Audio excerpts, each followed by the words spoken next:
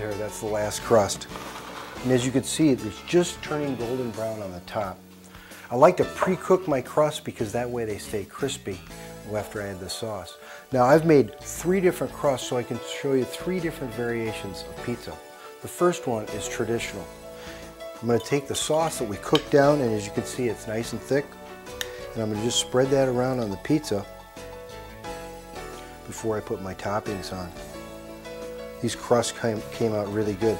Now if you used a baking sheet for your crust, you can pull the crust out of the baking sheet and put your topping on, and then just slide the pizza back into the oven right on the grill. And that'll help brown up that bottom of the pizza. Now to that we're going to add some toppings. Now first I like to sprinkle just a little bit of fresh garlic, and then some portobello mushrooms that we steam sauteed, and we'll spread those around. Mushrooms give it a nice texture.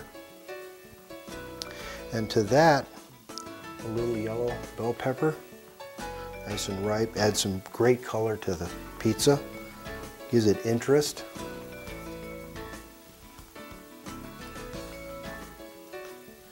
And maybe a little onion, because I'm going to put this back in the oven and cook it for a few more minutes. Basically warm up and soften the vegetables a little bit. And I'm going to top that off with just a little fresh basil.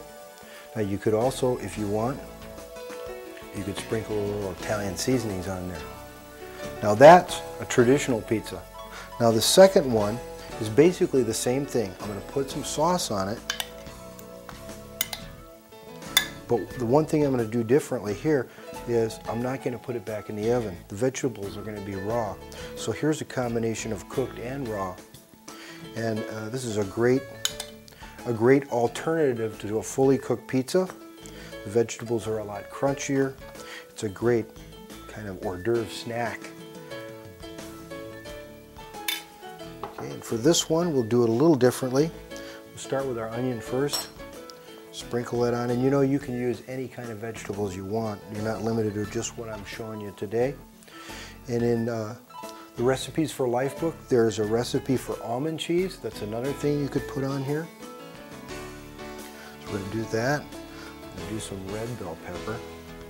Give it a totally different look. Now these bell peppers, when they're this ripe, they're very sweet. And on this, I'm going to add a little olive that I sliced up earlier. Because we're not going to cook this, this will really add some great flavor to it. And again, a little fresh basil, because again, I'm not going to cook, so that flavor will really come through. And just a sprinkle of fresh garlic. And there's another pizza, just served just like it is. Now my last pizza is what we call a white pizza. And we're not going to use any sauce at all. We're just going to use a little olive oil. And you can take your pizza crust and just drizzle a little olive oil on it. And then work it around. Get a little on the cutting block. Now you could also use like a pastry brush to spread the oil. I'm just going to use my spoon. And you don't have to get it to cover everything, just pretty much the whole pizza. And on this one, I'm going to use my portobello mushrooms, and I'm going to really rely on the garlic and the basil to give this a lot of flavor since it doesn't have a sauce. And here's where I like to use my paper thin sliced tomatoes. Instead of a sauce, we're going to have fresh tomato on there. Put those all around. Pretty well cover the whole surface with the tomatoes. I'm using Roma tomatoes on this because the size is nice. If it's summertime and you have fresh tomatoes out of the garden, that's probably the best. Put those on there like that. And then I'm going to take some of the summer squash we had. I'm going to sprinkle that around. And that kind of gives it that traditional look, that cheesy look. Summer squash is also very flavorful to have on this pizza. And then again, I'm going to top that with a little fresh garlic and some basil. And I'm going to finish it off with just a few chopped olives.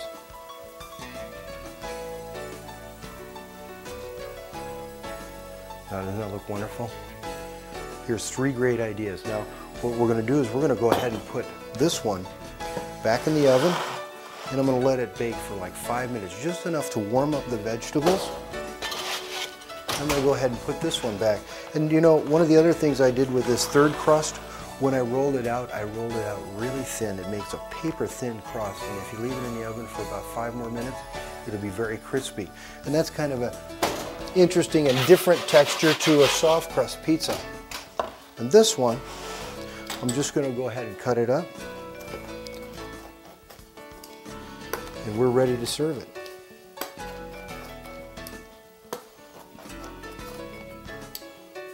I think I'll give it a little try. Now, that's probably one of my favorites. That's good.